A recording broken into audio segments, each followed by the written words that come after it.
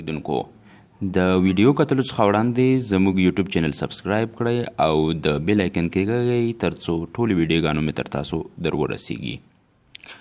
قدرمنو اورېدونکو، افغانستان کرکټ بورډ څو ورځې وړاندې د آیرلینډ په وړاندې خپله لوبډله اعلان کړله، خو په دغه لوبډله کې د دولت ځدراڼ په څیر د چټک توپ اچونکي شتون نه درلوده.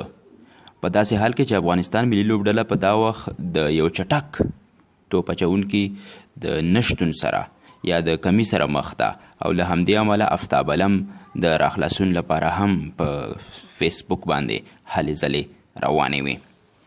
خو د دغو لوبډلې له انتخاب څخه وروسته بیګا شپه او دولت ځدراڼ چې کوم دی هغه خپلې زړه یې راډک شوی او وایي چې ما سره ولې کرکټ بورډ د مور او د میلې چلند کوي. نوموړی وایي د افغانستان کرکټ بورډ مشران له ما سره د مور او د میرې چلند کوي. له نړیوال جام رادې خوا یې په مکمل ډول په هیڅ لوبه کې راته چانس نه دی راکړی، په داسې حال کې چې روغ جوړ او فټ یم. مسؤلین را سره زیاتی کوي. د زیمبابوې په وړاندې، د بنګلادیش او د ویسټ انډیز په وړاندې په ټولو سیالیو کې راته هیڅ چانس را نه کړل شو. همدارنګه نوموړی زیاتوي د سلیکشن کمیټه ما سره زیاتی پیل کړی دی. یو شمیر کړی او مافیایي ډلې په خوښه یې زه له لوبډلې څخه ویستلی یم. زه د چټکو توپ اچونکو په قطار کې تر ټولو لومړی یم چې 100 وکټې مې ترلاسه کړي د افغانستان ملي لوبډلې لپاره. خو نن مجبور شم، زړه مې درد وکړ. کرکټ مو ورځ تر بلې خرابیږي، مشران مو په کرکټ نه پوهیږي، هغه څه کوي چې د بل له لورې ورته اشاره کیږي. خو زه مجبور یم نن خپل او د ځوانانو حق وغواړم. زه د کرکټ بورډ د سلیکشن کمیټې له لورې ورځ تر بلې په تمه یم. خو زموږ د سلیکشن کمیټې مشران یا مشر د بل هیواد دی، هغه کرکټ بورډ ته موږ په زاریو راولو، نو څنګه به هغه یو ښه انتخاب وکړي؟ درنو مینوالو، زه مجبور یم.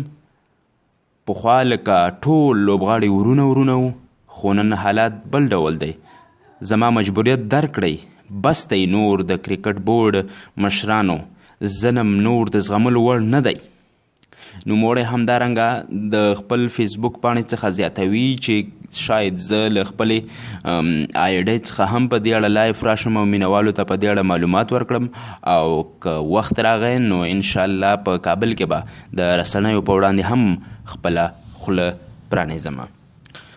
همدارنګه بل لور ته د افغانستان پخوانی چټک توپ اچونکی بالخصوص د ټیسټ لوبډلې یو مضبوط غړی عزت الله دولتزی چې فی الحال د جرمني لوبډلې لپاره لوبیږي او د افغانستان کې د زیاتیو او د ظلمونو له امله هلته تللی دی. نوموړی وایي دولت ځدراڼ ښه کوي او دا د نوموړي حق دی چې د کرکټ بورډ څخه خپل حق وغواړي. نوموړی وایي کرکټ بورډ ته شرم پکار دی په داسې ستر لوبغاړي باندې د ریشخند وهلو څخه.